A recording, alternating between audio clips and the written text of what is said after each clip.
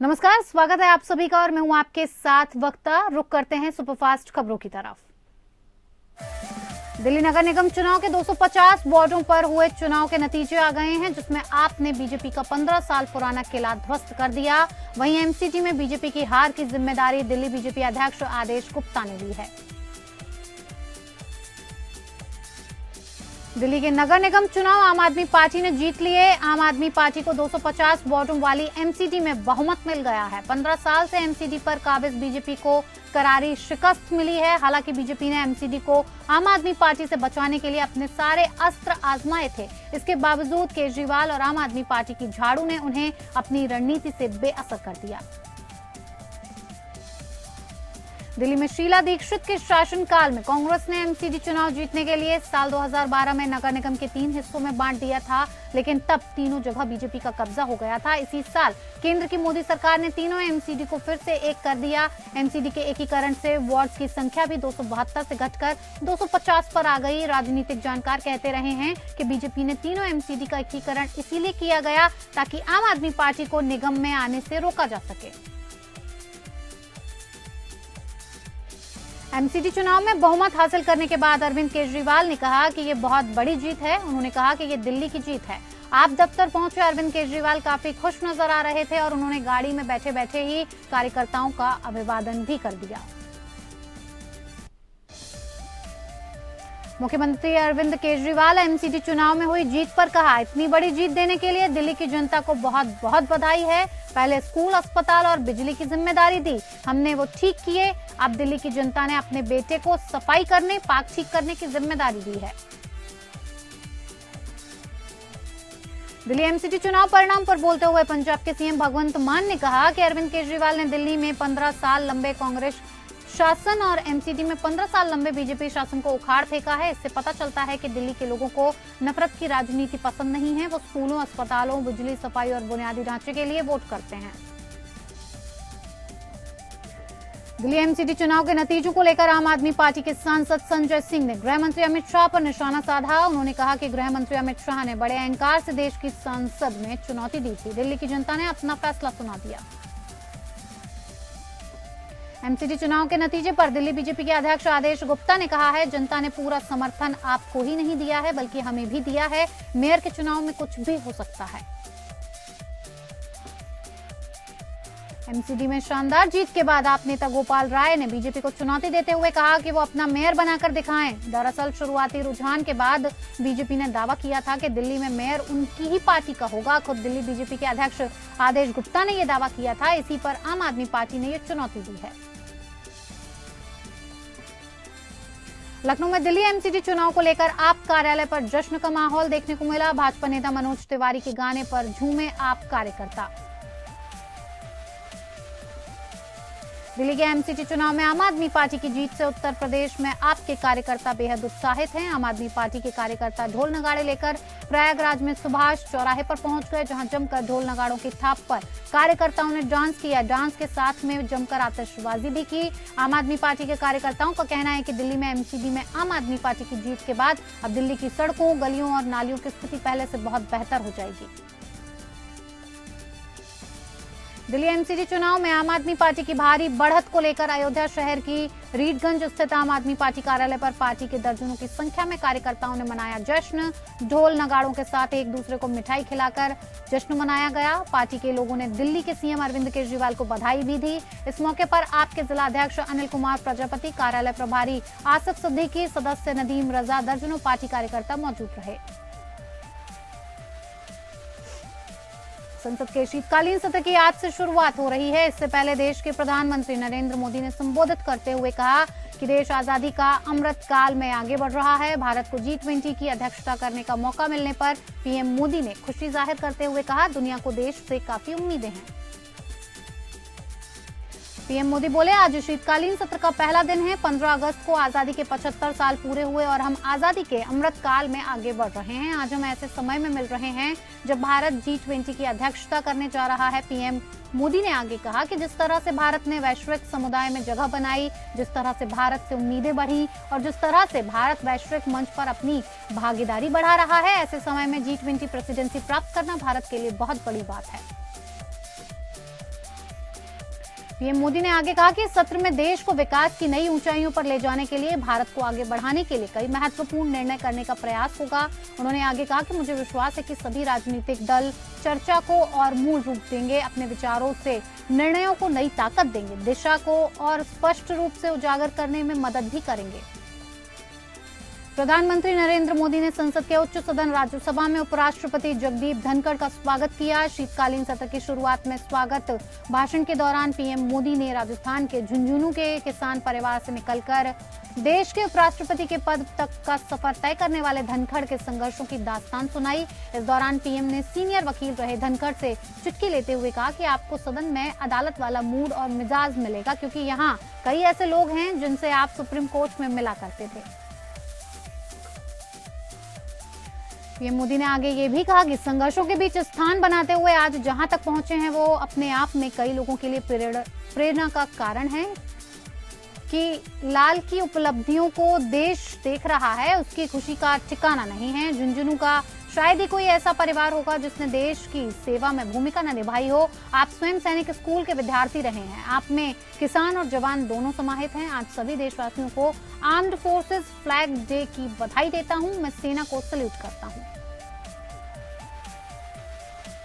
महाराष्ट्र और कर्नाटक के बीच बढ़ते सीमा विवाद को लेकर उद्धव ठाकरे गुट के नेता संजय राउत ने आज केंद्र सरकार पर जमकर हमला बोला। राउत ने कहा कि सीमा पर हिंसा की घटनाएं दिल्ली के समर्थन के बिना नहीं हो सकती हैं। राउत ने महाराष्ट्र के मुख्यमंत्री एकनाथ शिंदे पर भी निशाना साधा और कहा कि राज्य इस तरह के हमलों का मुकाबला करने में कमजोर दिखाई देता है। सीमा विवाद मुद्दे पर राउत ने उठो मराठा उठो के नारे लगाए।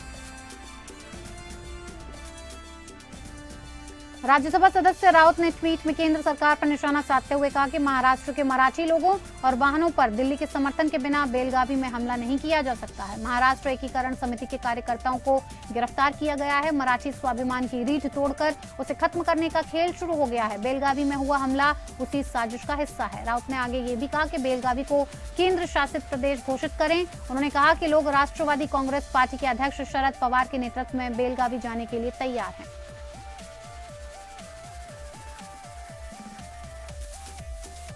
भारतीय रिजर्व बैंक ने अपनी मॉनिटरी पॉलिसी का ऐलान कर दिया है। आरबीआई के गवर्नर शक्तिकांत दास ने आज ऐलान किया है कि रेपो रेट में 0.35% की बढ़ोतरी की जा रही है। इसके बाद रेपो रेट बढ़कर 6.25% पर आ चुका है। शक्तिकांत दास ने बताया कि एमपीसी के 6 सदस्यों में से 5 ने बहुमत से रेपो रेट को बढ़ाने का पक्ष लिया और उसके बाद आरबीआई ने रेपो रेट में 0.35% की बढ़ोतरी करने का फैसला लिया। आरबीआई ने लगातार 5वीं बार ब्याज दरों में इजाफा कर दिया है। रिजर्व बैंक ने मई में 40 बेसिस पॉइंट और जून और अगस्त में 50-50 बेसिस पॉइंट से इजाफा किया था। आज से पहले रेपो रेट 5.90% था और आज रेपो रेट में 0.35% की बढ़ोतरी के बाद रेपो रेट 6.25% पर आ चुका है। आरबीआई गवर्नर शक्तिकांत दास ने कहा कि हम एक और चुनौतीपूर्ण साल के अंत में आ गए हैं और देश में ही नहीं दुनिया के कई देशों में महंगाई दर बढ़ती देखी गई है। देश में सप्लाई चेन की स्थिति को ग्लोबल जियोपॉलिटिकल परिस्थितियों के कारण चुनौती का सामना करना पड़ रहा है। बैंक क्रेडिट ग्रोथ लगातार 8 महीनों से दहाई अंकों से ऊपर आ रही है, जबकि महंगाई दर ऊपरी स्तरों पर बनी हुई है। शक्तिकांत दास ने कहा कि भारत की अर्थव्यवस्था अभी भी सबसे तेजी से बढ़ने वाली इकोनॉमी बनी रहेगी और भारत के मैक्रो इकोनॉमिक फंडामेंटल मजबूत हैं। सरकार के कैपेक्स के इकोनॉमी को फायदा मिला है। रेपो रेट बढ़ने के बाद आपके लोन की ईएमआई में इजाफा होने वाला है और आपके लिए लोन लेना महंगा हो जाएगा। रेपो रेट बढ़ने से बैंक के कर्जे की दरें बढ़ती हैं, जिसका असर ग्राहकों पर आ जाता है। दरअसल रेपो रेट वो दर होती है जिस पर आरबीआई बैंक को कर्ज देता है, जबकि रिवर्स रेपो रेट उस दर को कहते हैं जिस दर पर बैंकों को आरबीआई पैसा रखने पर ब्याज देती है। रेपो रेट के कम होने से लोन की ईएमआई घट जाती है, जबकि रेपो रेट में बढ़ोतरी से सभी तरह का लोन महंगा हो जाता है और इसी क्रम में ईएमआई में भी इजाफा देखने को मिलता है। कन्नौज पहुंचे पूर्व सीएम अखिलेश यादव ने पूर्व मंत्री विजय बहादुर पाल को श्रद्धांजलि देते हुए उन्हें जमीन से जुड़ा नेता बताया। डिप्टी सीएम के बयान पर कहा वो ये भी कह सकते थे कि पूर्व मंत्री के घर क्यों गए, सदन में क्यों नहीं गए। उपचुनाव पर बोलते हुए कहा कि बीजेपी अगर लोकतंत्र पुलिस से चलाएगी तो जनता को आगे आना पड़ेगा। जनता लोकतंत्र को बचाने आएगी तो बाबा साहब लोहिया जी और नेताजी का दिखाया रास्ता मजबूत होगा। झांसी के एलाइट चौराहे पर लगी पूर्व प्रधानमंत्री जवाहरलाल नेहरू की प्रतिमा से छेड़छाड़ कर किसी शरारती तत्व ने काला मफलर लपेट दिया। इस पर कांग्रेसी भड़क उठे। सूचना मिलते ही पूर्व केंद्रीय मंत्री प्रदीप जैन आदित्य के नेतृत्व में कांग्रेसी इकट्ठे हो गए और कड़ा ऐतराज जताया। पूर्व मंत्री ने कहा कि शरारती तत्व की गिरफ्तारी न होने से साफ है कि ऐसे लोगों को सत्ता का संरक्षण प्राप्त है। हंगामे की खबर मिलते ही एसपी सिटी सहित पुलिस बल मौके पर पहुंच गया और कार्रवाई का आश्वासन देते हुए मामला शांत कराया गया। कानपुर में 2 बार पार्षद रह चुके नेता कपिल गुप्ता का नगर निगम में हाई वोल्टेज ड्रामा देखने को मिला। ड्रामे के चलते केयरटेकर ने नेता को मुख्यालय से उठाकर बाहर फेंक दिया। कर्मचारियों के उठाकर ले जाने का वीडियो वायरल हो रहा है। अयोध्या में वकील और पुलिस के विवाद में सैकड़ों वकीलों ने थाना रोनाही का घेराव किया और एसएचओ संतोष सिंह के खिलाफ कार्रवाई की मांग की। इस मुद्दे पर बोलते हुए बार एसोसिएशन के अध्यक्ष कालिका मिश्र ने पुलिस पर आरोप लगाते हुए कहा कि पुलिस के भड़काने पर दोनों पक्षों में विवाद हुआ। उन्होंने दोषियों पर कार्रवाई नहीं होने पर मानवाधिकार आयोग जाने की चेतावनी दी, तो वहीं पुलिस ने वकीलों के आरोपों को बेबुनियाद बताया। पीलीभीत जिला प्रशासन ने गैंगस्टर एक्ट के आरोपी गैंगस्टर जसवीर सिंह के खिलाफ बड़ी कार्रवाई की है। गैंगस्टर जसवीर सिंह की 7 करोड़ से ज्यादा की अवैध संपत्ति को पुलिस ने कुर्क कर लिया है। ये संपत्ति अवैध तरीके से पैसा कमाकर बनाई गई थी। Gangster Jasvir Singh gang leader के रूप में काम करता था। इसने अपने साथ जसविंदर सिंह, सुखविंदर सिंह को मिलाकर एक संगठित गिरोह तैयार किया था और ढाबे से ड्रग का कारोबार करता था, जिसको लेकर इसके ऊपर गैंगस्टर की कार्रवाई की गई थी। कुशीनगर के तुर्कपट्टी बाजार में एक दुकान पर जीएसटी चोरों की शिकायत मिलने पर प्रदेश मुख्यालय के निर्देश पर जीएसटी टीम ने छापा मारा। असिस्टेंट कमिश्नर के नेतृत्व में टीम ने जीएसटी चोरी की जांच की और इस मौके पर अधिकारियों ने कहा कि इस कार्रवाई का लक्ष्य जीएसटी चोरी पर लगाम लगाना है। इटावा में ब्राह्मण समाज महासभा ने विरोध प्रदर्शन किया और जेएनयू में ब्राह्मण विरोधी लिखी लाइनों पर विरोध जताया। इस मौके पर प्रदर्शनकारियों ने ऐसे लोगों को देशद्रोही बताते हुए फांसी की सजा देने की मांग की है। प्रदर्शनकारियों के मुताबिक जहां इस तरह की देश तोड़ने और समाज को तोड़ने वाली गतिविधियां हो रही हो, ऐसी यूनिवर्सिटी को तुरंत बंद कर देना चाहिए।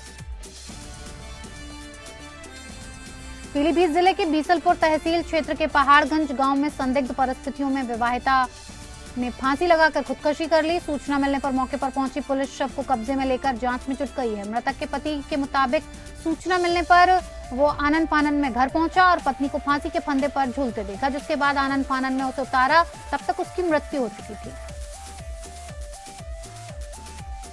कौशाम्बी जिले के मंजनपुर कोतवाली क्षेत्र के तन्नापुर गांव में एक युवक ने फांसी लगाकर खुदकुशी कर ली। सूचना मिलते ही मौके पर पहुंचे परिजनों ने गांव के ही एक युवक पर हत्या का आरोप लगाया। मृतक विकास की मां उषा का आरोप है कि मृतक गांव के ही रहने वाले रामसरन के साथ गया था। उसने पहले विकास को बाजार ले जाकर खिलाया पिलाया और बाद में रात में उसी के साथ सो रहा था। उसके बाद सुबह उसी ने सबसे पहले विकास का शव फांसी से लटके होने की सूचना दी।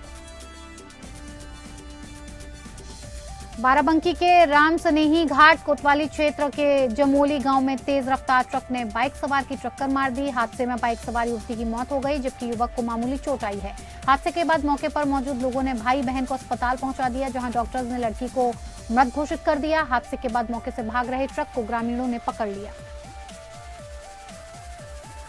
कानपुर में सपा विधायक इरफान सोलंकी मामले में पुलिस ने एक और वांछित आरोपी को गिरफ्तार किया है। गिरफ्तार आरोपी फरार के दौरान सपा विधायक की मदद का आरोप है।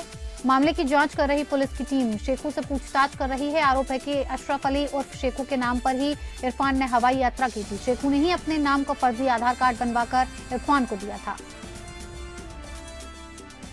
देवरिया में एक मासूम छात्र का अपहरण करके उसकी निर्मम हत्या कर दी गई। अपहरणकर्ताओं ने मासूम छात्र को छोड़ने के लिए 30 लाख रुपए की फिरौती की डिमांड की।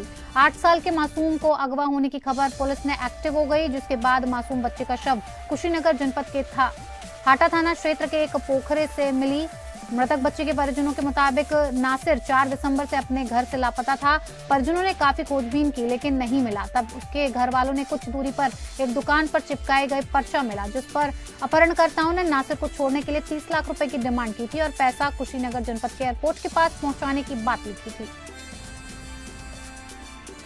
कानपुर देहात के शिवली कोतवाली क्षेत्र के टिकरी से रामपुर मुख्य मार्ग पर सरैया मोड़ के पास बाइक सवार 3 अज्ञात बदमाशों ने युवक पर मिर्ची पाउडर डालकर 3 लाख रुपए लूटकर फरार हो गए। घटना के समय युवक दुकान बंद करके घर जा रहा था। सूचना मिलने पर मौके पर पहुंची पुलिस ने केस दर्ज करके मामले की कार्रवाई की।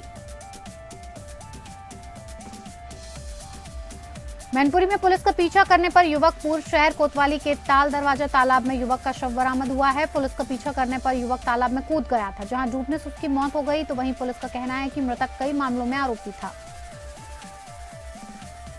हमीरपुर के सदर कोतवाली क्षेत्र के बेतवा घाट मोहल्ले में अज्ञात युवक का शव बोरी में बंधा मिला। शव मिलने से इलाके में सनसनी फैल गई। मृतक के शरीर पर चोटों के निशान हैं। सूचना मिलने पर मौके पर पहुंची पुलिस ने मामले की जांच की। पुलिस के मुताबिक धारदार हथियार से युवक की हत्या की गई है। गाजीपुर में इन दिनों एक वीडियो तेजी से वायरल हो रहा है। वायरल वीडियो में प्रेमी और प्रेमिका को तालिबानी सजा देने की तस्वीर साफ देखी जा सकती है। वायरल वीडियो बहरियाबाद थाना क्षेत्र के भाला बुजुर्ग ग्राम का है, जहां एक व्यक्ति के द्वारा प्रेमिका को डंडे से पीटते हुए और फिर उसे थूककर चटवाने के साथ ही साथ प्रेमी को भी थूककर चटवाए जाने का वीडियो वायरल हो रहा है। वीडियो में पिटाई करने वाला व्यक्ति गाँव का ग्राम प्रधान ब्रजेश यादव बताया जा रहा है। इसी ग्राम के रहने वाले प्रेमी युगल का पिछले काफी दिनों से प्रेम प्रसंग चल रहा था। शादी भी करना चाहते थे, लेकिन इसकी जानकारी जब ग्राम प्रधान को हुई तो ग्राम प्रधान ने नियम कायदे कानून को ताक पर रखकर प्रेमिका और प्रेमी को अपने घर बुलाकर अशब्द भाषाओं का प्रयोग करते हुए तालिबानी सजा दे डाली। लखीमपुर खीरी के गोला कोतवाली इलाके में अवैध रूप से चल रहा हॉस्पिटल सीज कर दिया गया है। जिला प्रशासन ने अवैध रूप से संचालित अस्पताल की सूचना के बाद अस्पताल में छापेमारी की, जिसके बाद अस्पताल में ना ही लाइसेंस और ना ही जरूरी कागजात मिले। ग्लोबल हॉस्पिटल नाम से संचालित इस अस्पताल में आईयूसी संचालित किया जा रहा था। अस्पताल प्रशासन आईसीयू का भी दस्तावेज नहीं दिखा पाए, जिसके बाद एसडीएम अनुराग सिंह ने अस्पताल पर कार्रवाई करते हुए अस्पताल को सीज कर दिया। आजमगढ़ के मंडलीय जिला अस्पताल स्थित 10 दिन पहले पोस्टमार्टम से इनकार करते हुए जबरदस्ती शव लेने के लिए कुछ लोगों ने मॉर्चरी हाउस का दरवाजा तोड़ दिया, लेकिन उसकी जगह पर दूसरा दरवाजा अभी तक न लगने से शवों की सुरक्षा मुश्किल हो गई है। कारण कि वहां किसी भी चौकीदार की तैनाती नहीं है। ऐसे में कुत्ते को नुकसान पहुंचा रहे हैं, जिससे वारिस और लावारिस शवों की पहचान करने में परेशानी हो रही है। झालावाड़ में भारत जोड़ो यात्रा में कांग्रेस नेता जयराम रमेश ने क्यों न जुड़े नाम से एक कैंपेन लॉन्च किया। इस कैंपेन का उद्देश्य भारत के लोगों की उन समस्याओं, परेशानियों और भावनाओं को सामने लाना है। इस मौके पर एक फिल्म रिलीज की गई, जिसमें महंगाई और इससे होने वाली परेशानियों को दिखाया गया। फिल्म में चिंतामणि नाम की महिला कहती है, कमाई तो बढ़ी नहीं, इसीलिए हर महीने राशन के सामान में कटौती करनी पड़ रही है। जयपुर में उपनेता प्रतिपक्ष राजेंद्र राठौर ने कांग्रेस की भारत जोड़ो यात्रा पर निशाना साधते हुए कहा कि राजस्थान में चल रही भारत जोड़ो यात्रा में कांग्रेस के सभी बड़े नेता शामिल हो रहे हैं। राहुल गांधी की भारत जोड़ो यात्रा में बिना बजट के सड़कों का नवीनीकरण किया जा रहा है। उन्होंने यात्रा के दौरान होने वाले खर्चों पर सवाल खड़े करते हुए कहा कि 5 सितारा टेंट लगाए जा रहे हैं, हजारों लोगों के लिए खाने का पंडाल लगाया जा रहा है। आखिर ये बजट कहां से आ रहा है। राज्य में ऊर्जा संकट पर बोलते हुए उन्होंने कहा कि यात्रा के दौरान राहुल गांधी से एक किसान ने बिजली नहीं होने की बात कही, लेकिन चंद घंटों में किसान को पता नहीं किस कागज के तहत बिजली दे दी गई। कांग्रेस के कर्ज माफी पर सवाल खड़े करते हुए उपनेता प्रतिपक्ष राजेंद्र राठौर ने कहा कि यात्रा के दौरान राहुल कर्ज माफी पर कुछ नहीं बोले, जबकि उन्होंने चुनाव में किसानों के कर्ज माफी का ऐलान किया था। ब्याज लगाकर किसानों की जमीनों को कुर्की की जा रही है। कांग्रेस सरकार पर वादा खिलाफी का आरोप लगाते हुए कहा कि चुनाव में कांग्रेस ने बेरोजगारी भत्ता देने का वादा किया था, लेकिन इस वादे को पूरा नहीं किया गया। बिजली के दाम नहीं बढ़ाने का वादा किया गया था, लेकिन अब तक 9 बार बिजली के दाम बढ़ चुके हैं। राजस्थान बीजेपी के प्रदेश अध्यक्ष डॉक्टर सतीश पुनिया ने मंत्रियों और विधायकों के इस्तीफे पर कोर्ट की पहल का स्वागत करते हुए कांग्रेस पर जमकर निशाना साधा और कहा कि स्पीकर की भूमिका पर सवाल खड़े करते हुए इस्तीफे पर स्पीकर को फैसला लिया जाना चाहिए था, लेकिन उन्होंने कोई फैसला नहीं लिया। स्पीकर महोदय को ये सोचना है या कांग्रेस पार्टी के नेतृत्व को सोचना है कि इन इस्तीफों से राजस्थान में जो अस्थिरता हुई है उसका क्या होगा। उन्होंने कांग्रेस सरकार की कार्यप्रणाली पर सवाल खड़े करते हुए कहा कि जिस तरीके से इस्तीफा देने के बाद भी मंत्री और विधायक उसी तरीके से कामकाज कर रहे हैं, सरकारी दफ्तर चला रहे हैं, मंत्रीगण तबादले के आदेश कर रहे हैं, फाइलों पर साइन कर रहे हैं, इस्तीफे के बाद भी सरकार चल रही है, ये सोचने वाली बात है। जयपुर में जर्मनी संसदीय दल की अंतर्राष्ट्रीय पर्यावरण एवं ऊर्जा नीति समिति के सदस्यों ने विधानसभा अध्यक्ष डॉक्टर सीपी जोशी से मुलाकात की। जर्मनी के सदस्यों ने पर्यावरण, पारिस्थितिकी तंत्र, सौर ऊर्जा, वन एवं वन्यजीव से संबंधी महत्वपूर्ण मुद्दों पर विस्तार से चर्चा की। इस मौके पर विधानसभा अध्यक्ष ने कहा कि राजस्थान में पर्यावरण संरक्षण का समृद्ध इतिहास रहा है। आदिवासी जंगल में बेहद लगाव रखते हैं और पर्यावरण के प्रति विशेष रूप से जागरूक होते हैं। विधानसभा अध्यक्ष ने दल के सदस्यों को राजस्थान विधानसभा का साहित्य और जयपुर रजाई भेंट की। इस मौके पर जर्मनी के सदस्यों ने पर्यावरण के क्षेत्र में जर्मनी के लिए किए गए कामों की जानकारी दी। अलवर के नीमराना कस्बे में करीब 1.5 साल के एक विवाहित के साथ लिव इन रिलेशनशिप में रह रहे हरियाणा के एक युवक को सब्जी मंडी परिसर में कुछ लोगों ने रस्सी से बांधकर पिटाई कर दी। बाद में आसपास के लोगों को समझाने के बाद युवक को छोड़ दिया गया। सूचना मिलने पर पुलिस मौके पर पहुंची, लेकिन मारपीट करने वाले और घायल युवक नहीं मिला। बाद में युवक पुलिस थाने पहुंचा, जहां उसने बताया कि विवाहित अपनी मर्जी से उसके साथ रह रही है। तो वहीं घटना का वीडियो सोशल मीडिया पर वायरल हो रहा है। वायरल वीडियो में साफ देखा जा सकता है कि जिसमें युवक पर विवाहिता को बहला फुसला कर भगा ले जाने का आरोप लग रहा है। वहीं युवक का कहना था कि विवाहित अपनी इच्छा से उसके साथ रह रही है। छत्तीसगढ़ के मुखिया भूपेश बघेल देवभोग में भेंट मुलाकात कार्यक्रम में शामिल हुए। सीएम बघेल ने सरकार की समस्त योजना का धरातल में किस प्रकार क्रियान्वयन हो रहा है, इसका सीधा जायजा लेने के लिए जनता से मुलाकात की। मुख्यमंत्री भूपेश बघेल ने सबसे पहले छत्तीसगढ़ महतारी के चित्र पर माल्यार्पण और दीप प्रज्वलन के साथ भेंट मुलाकात कार्यक्रम की शुरुआत की। उन्होंने अपने संबोधन में कहा कि हमने 2500 रुपए धान का मूल्य देने का किसानों से वादा किया था, लेकिन अब किसानों को अपने वादे से ज्यादा 2640 रुपए धान का मूल्य दे रहे हैं। भेंट मुलाकात कार्यक्रम के दौरान बिंद्रानगढ़ में मुख्यमंत्री बघेल ने कई विकास कार्यों की घोषणाएं की। चलिए, सुपरफास्ट खबरों में मेरे साथ फिलहाल इतना ही। मुझे दीजिए इजाजत। नमस्कार।